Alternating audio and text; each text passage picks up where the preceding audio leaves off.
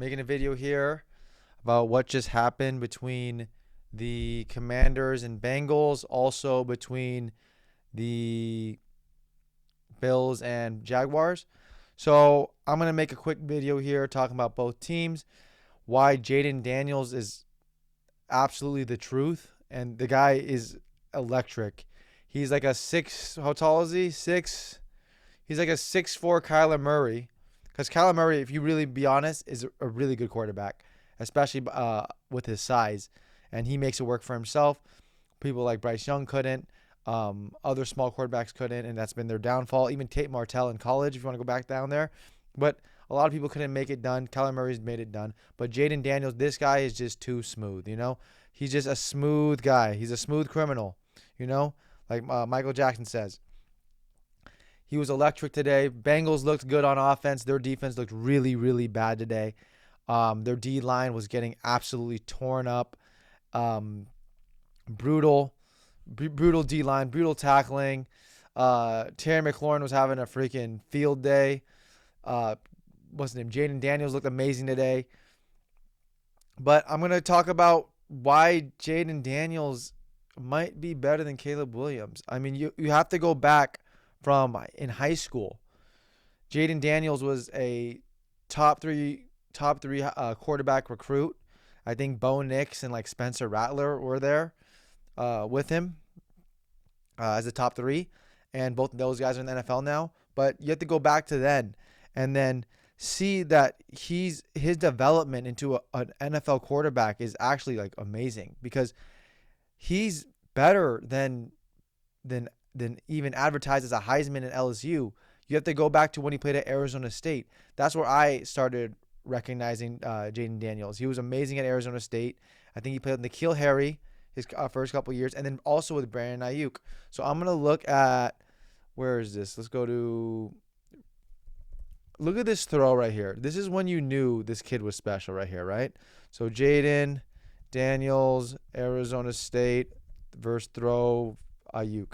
So Brandon Ayuk and him are teammates, okay? And this throw right here. So you have to understand, Oregon at this time had Justin Herbert, one of the best teams in the country, right? One of the best teams in the country. This is 3rd and 16. The Oregon was down the whole game. 4 minutes left. If they get the ball, Oregon gets the ball back, the game's probably going to be over for Arizona State. Justin Herbert, I think, on the drive before, just scored a touchdown. So you would have to think that, all right, we need a big play here. 3rd and 16. And look at this throw he does to Ayuk right here. This throw to Ayuk in college was absolutely filthy. This was a gorgeous throw. You have to understand. This is third and 16 versus one of the best teams in college in the nation. They had Kayvon Thibodeau, Sewell. They had a lot of good play. Christian Gonzalez was playing. They had decent players on this team that were playing. Christian Gonzalez might have been like a freshman, but they had decent players on this team, right? Like you can see Kayvon Thibodeau right there. And this defense Oregon was supposed to be a playoff contending team. This knocked them out of playoff contention because college football only had 4 qualifiers for the playoffs, right? And this knocked them out solely out of contention for the playoffs. This play right here by Jayden Daniels. So he was electric there. And you know who was his coach? His coach was Herm Edwards. Herm Edwards coached 8 years in the NFL. That was like 5 years for the Jets, like 3 or 4 years with the Chiefs. And he's a great, you can say he's a great mentor, right? You can say he's a great mentor. You could say he's a great mentor, right? For a young Jayden Daniels, because Herm Edwards he's seen everything. And guess who was a defensive coordinator also? It was Marvin Lewis. Marvin Lewis coached the Bengals for a decade, right? Over a decade. He's been there forever. He's a defensive coach. He's putting pro style defenses, implementing that into Arizona State, which Jayden Daniels is seeing every single day in practice for 2 or 3 years, right? And then he transfers to LSU. Who's the coach of LSU? Brian Kelly. Brian Kelly went to a national championship with Notre Dame. He's been a Notre Dame coach for 10, 15 years or whatever, maybe even more than that. He's been there forever. He's been there, done that. They run a pro-style offense. He's seeing coverages. He's reading protection. He's seeing what's open, taking what the defense is giving you. This is what he's been doing for the past 4 years, 5 years he was in college, right? And it shows that his play style is not as a rookie, you know? It shows that being in the SEC, being with Herm Edwards, being with Brian Kelly, having Marvin Lewis, practicing his Marvin Lewis defense every single day in college at Arizona State, it shows. And you can't say that this guy right now is not better than Caleb Williams and his ceiling's higher than Caleb Williams. The problem with Caleb Williams, his arm strength is not that great. He backs up a lot when getting sacked. And Jayden Daniels, even though he scrambles well, he's fast enough to scramble well and get himself out of harm's way, out of trouble, even though he does take a lot of hits. But he gets himself out of trouble as in taking a 15-yard sack that I've seen Caleb Williams take already in college and in the NFL. I've seen him take multiple double-digit sacks, right? And you don't want that as a quarterback. Your objective is to keep the chains moving as a quarterback, right? And score, not take a 15-yard sack. But this guy today look at this throw right here by Jayden Daniels. I mean, this throw is actually disgusting. It's on a fucking rope, you know? So he throws this ball at the 32-yard line, okay? And this ball lands at the 8 on the other 8. So that's 18 plus 42. That's, 60 yards on a fucking rope? That's what this guy's doing? Yeah, he's sick nasty. Terry McLaurin must be happy he finally got a quarterback that suits him. He had Dwayne Haskins.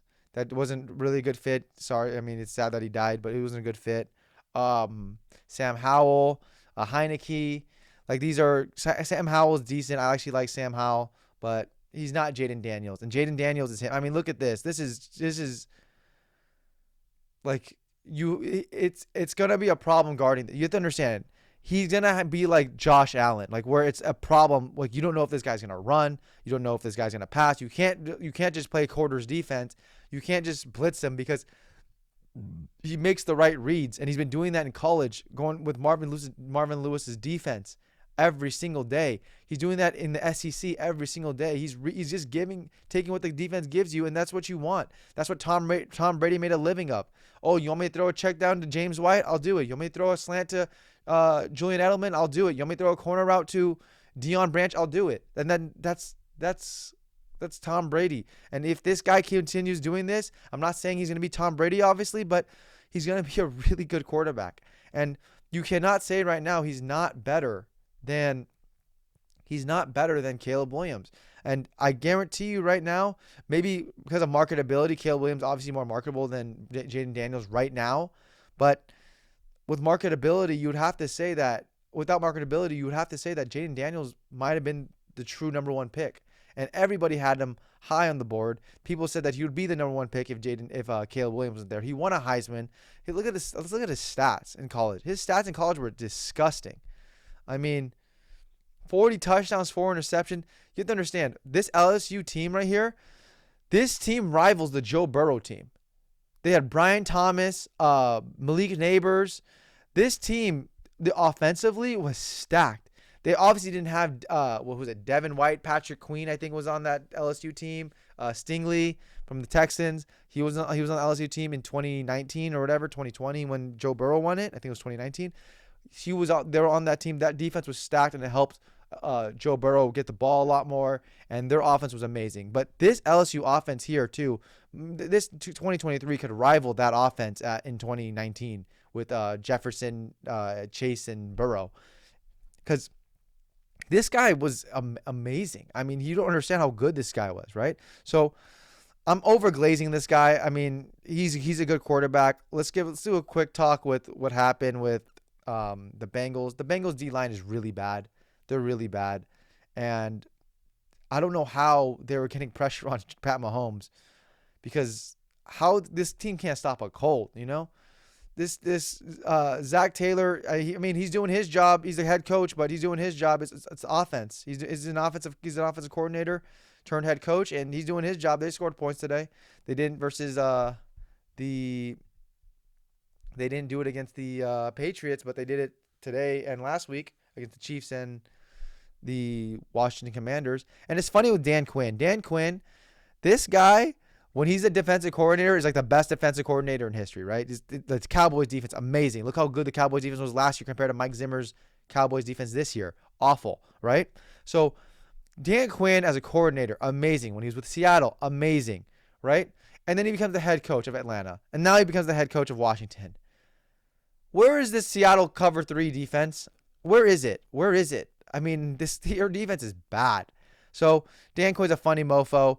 He's obviously gonna take the win because they won, even though they won in a shootout, and he's a defensive coach. But good win, obviously. They have their quarterback of the future. Washington Commanders, you finally have your quarterback of the future. I'm happy for you guys. This guy, hopefully he doesn't get injured or something like RG3 happens to him. But I don't think so, because nowadays, he's a way better pocket passer than Robert Griffin III, right? He's RG3. He's a way better pocket passer. Look at this. Look at these throws. We need to show that throw he did against. He was 20 for 22 or something sick. 21 for 23. That is disgusting. That's absolutely disgusting. You could call him check down king or whatever, but look at that passer rating right there, 141. That's damn near perfect. QBR 2993. They didn't even run the ball that well. Look, besides Eckler, who had a 24-yard gain, they didn't run the ball that well, and they still put up points. You can't even say, "Oh, it's the run offense, this and that." It's not. He dealt, and Terry McLaurin played well. We need to look at this throw right here, though. Look at this throw. It's right here, 3rd and 7. Look at this throw. This throw is in the fucking bucket. That is a nasty throw. That throw that's Hall of Fame throw right there. That's a Hall of Fame throw, and Jayden Daniels is showing why he's going to be one of the best quarterbacks in the league, and where he should be probably. He's going to be the franchise guy for a while. I mean, this is what you would want as a franchise, right? You want a guy that's marketable. You want a guy that's decently flashy. You want a guy that wins games. And he's proven that his whole career in college in Arizona State. You have to remember, Arizona State's bad. They're not a 8-4, 2-2, 8-5, 10-4, 9-3. They're not a football school, right? They're not a football school. So he's proving why he's like going to be electric, and this is what you want as a number 1 pick or number 2 pick when you're drafting these guys. You want a quarterback for the next 10 to 15 years, and they have that. Caleb Williams, I think he will be that, but has he proven it yet? No. Jayden Daniels proven it? Obviously not, but he's going to prove it, I feel, and I'm more comfortable. If I had to put all my eggs in one basket, I'd rather put in Jayden Daniels' basket with Terry McLaurin, De'Ami Brown, or whatever his name is, from North Carolina. He played at North Carolina, right? Yeah, and then let's see, Luke McCaffrey, Zach Ertz. Yeah, so they need to maybe get another receiver, but this like he's doing well with these receivers. And then you have DJ Moore pouting on the other side. Then you have Keenan Allen being hurt. Then you have Rome Odunze had a good game last week, or 2 days ago, or yesterday. But like you're going to see Jayden Daniels keep growing and growing and growing, because you know he has more potential. Like Bryce Young doesn't have potential. His ceiling capped out already, right? It's capped out in college. And Caleb Williams still has potential. You can see it. You see he has that magical stuff. But if you would say who's more Mahomes like, Jayden Daniels more Mahomes like. He has the rocket arm. He has a big arm. And that's what you need. That's what you need to succeed. You need to have a big arm to succeed in the NFL, and you need to be accurate, and he's accurate. Because look at this. In college, four interceptions, 3 interceptions at LSU. This is when he was 22 and 21 and 22, or 22 and 23 at the age. And this is where he proves it against SEC defense, that this is where he balls out, right? And 40 touchdowns, 4 interceptions is insane, okay? Compared to 17 to 40, yeah, insane, right? So this LSU is him at LSU was amazing. Him at Arizona State was amazing with Herm Edwards, with Brian Kelly, with Marvin Lewis. Now with Cliff Kingsbury, who called a hell of a game. Can we please applaud Cliff Kingsbury? Cameron Taylor Britt, or whatever that dude's name is from the Bengals, is like this offense is gimmicky. Cameron Taylor Britt. Yeah, he said something about this Zach Taylor on CB Cam, Taylor Britt doubling down on the college offense. We don't need to take shots like that. That team hasn't punted in 2 weeks. They scored on every possession the last 2 weeks. I knew with that QB, it was a very dangerous offense to play against. That's what Zach Taylor said. But Cam Taylor Britt said it was a college offense. And how does that taste, Cam Taylor Britt? Good job, buddy. Good. You played at University of Nebraska-Lincoln. Good job, buddy. Now you're in the NFL, so actually it is a good job for you. But this offense is not gimmicky. Cliff Kingsbury had the Bengals on their toes, right? Just did not know if they were going to run, if he's going to run, if Jayden Daniels is going to run a QB draw or scramble out. They didn't know anything. They literally looked lost out there, right? But great job by him. Next, I'm going to talk about Trevor Lawrence, because Trevor Lawrence, you guys have to understand, this dude was the biggest hype train in history, right? The biggest hype train in history. Okay? And he was the number one pick. He was the number one player in high school as a recruit. He was the number one quarterback as a high school as a recruit. He was going to be a generational player. And he hasn't proven that in the NFL. And he hasn't proven that in the NFL. And what are they going to do? Are they going to re-sign him and give him a big deal? Obviously they will. Because in Clemson, he was amazing. As you can see by here, in Clemson, he was absolutely amazing, right? He was amazing. 11-0, 14-1, 9-1. He lost 2 games. He lost 2 games in college. That's insane. That's insane. Look at that. 36-8, 24-5, 30-4. So he is a good player. He's a really good player. You can see the potential when he was in college. He played as a freshman, won the championship with Justin Ross and T. Higgins. But look at this right here. He drew comparisons to Pro Football Hall of Fame quarterbacks John Elway, Peyton Manning, and Andrew Luck, with the slogan "Tank for Trevor" gaining popularity. So everybody wanted Trevor Lawrence, right? Everybody wanted Trevor Lawrence. But Trevor Lawrence right now is on an 8-game losing streak. He's lost. If you don't believe me, I'll show you right here. Oh, this is Jayden Daniels' locker with Arizona State. So I'm going to look up Trevor Lawrence, ESPN stats. So he's on an 8-game losing streak, right? So this is really bad. Look at this. So he's lost 3 this week, this season already. He's 0-3. And then he's lost 4, 5, 6, 7, 8. So he's lost 8 straight games, okay? And you have to see how many picks he's thrown. Versus Cleveland, 3 picks, okay? Versus Tampa Bay, 2 picks. Versus Tennessee, 2 picks.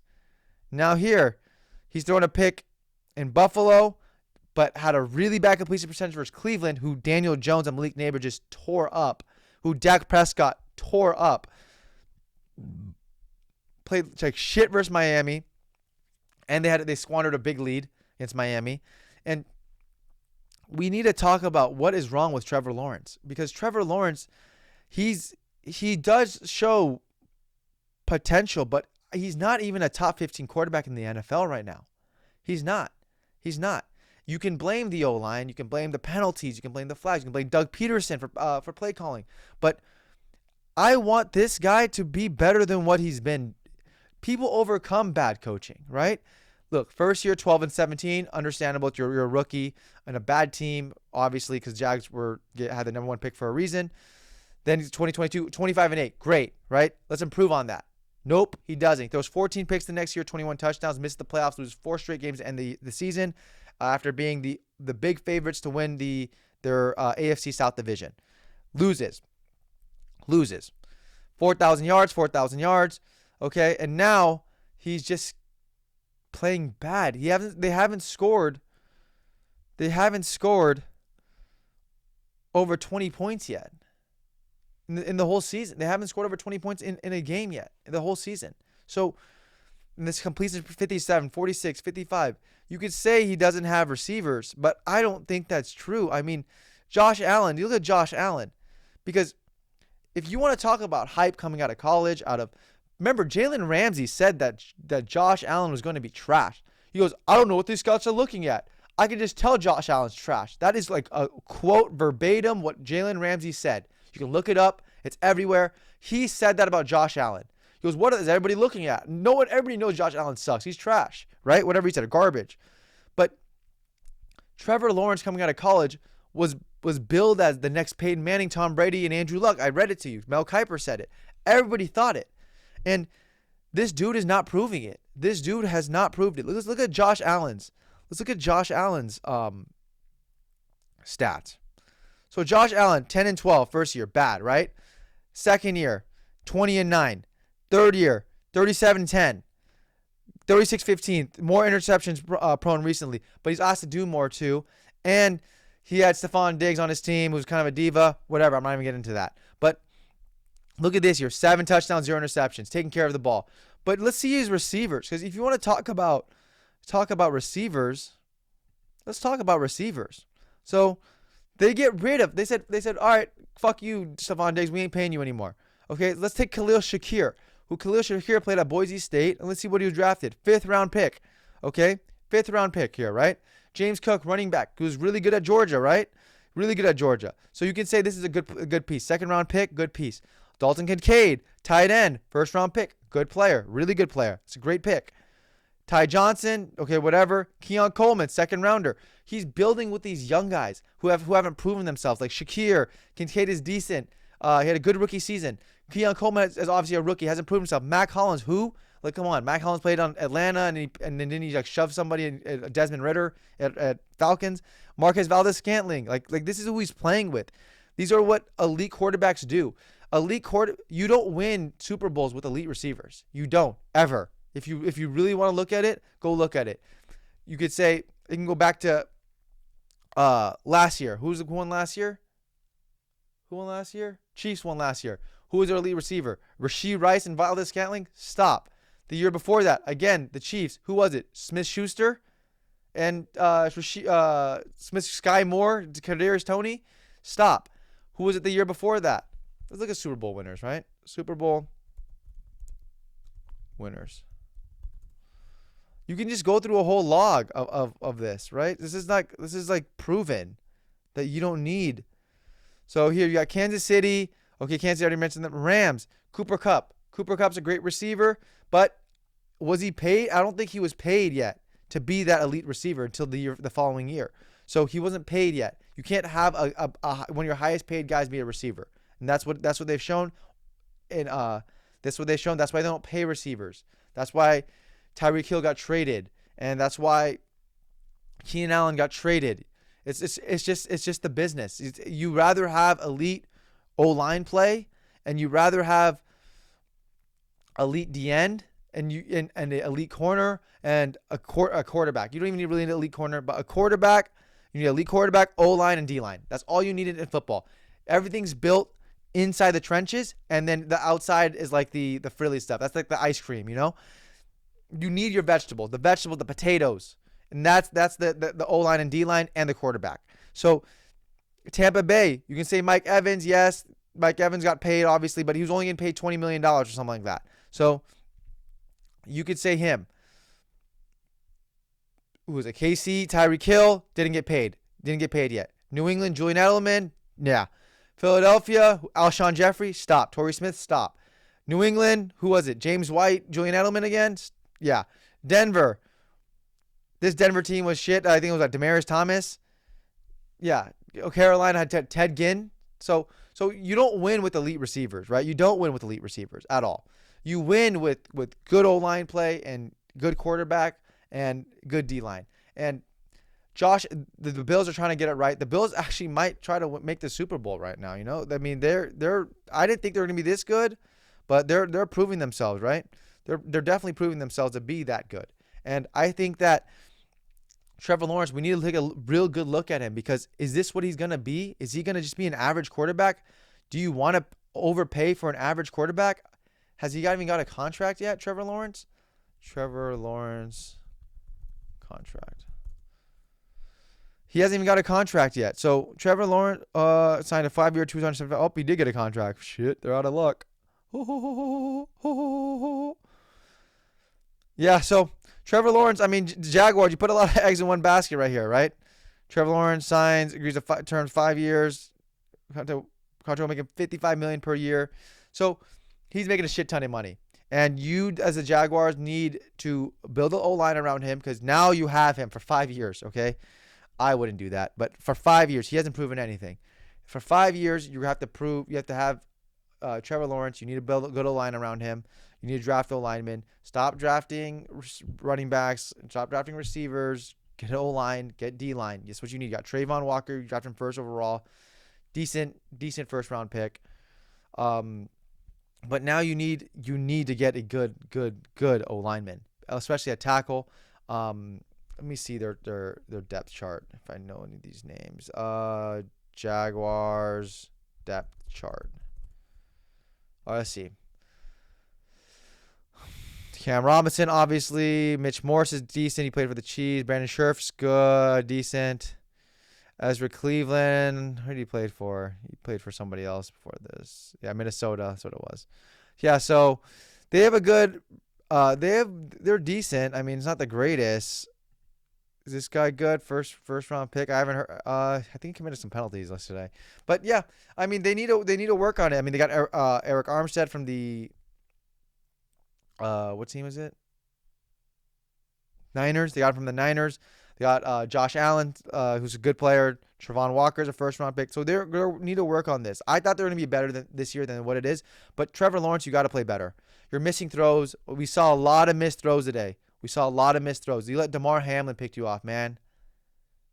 Come on. You're better than that. Is this the pick right here? Nope. The pick's coming soon, though, huh? It should be coming soon. The pick, Damar Hamlin. I think it's right here. Is it here? Yep, it's right here. Damar Hamlin picked you off, man. This is a bad throw. This is a really bad miss. You got what you want. You got to open Brian Thomas, Jayden Daniels' teammate in college. You got him open. You have to hit the throw. You have to play better, Trevor Lawrence. Besides one really good game versus the Chargers and a comeback, you haven't really done anything. And that's sad. You've been in the league now for 4 years. You need to prove yourself. This is a big year for yourself to prove. Because if you don't, then what's going to be with your career?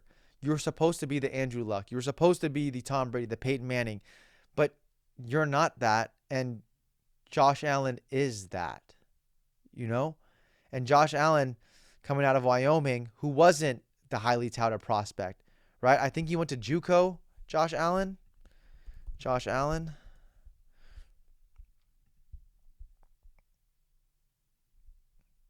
Really, yeah, he went to JUCO. Funny story about Josh Allen. I played basketball with his brother, Jason Allen, and I didn't know it was Josh Allen's brother.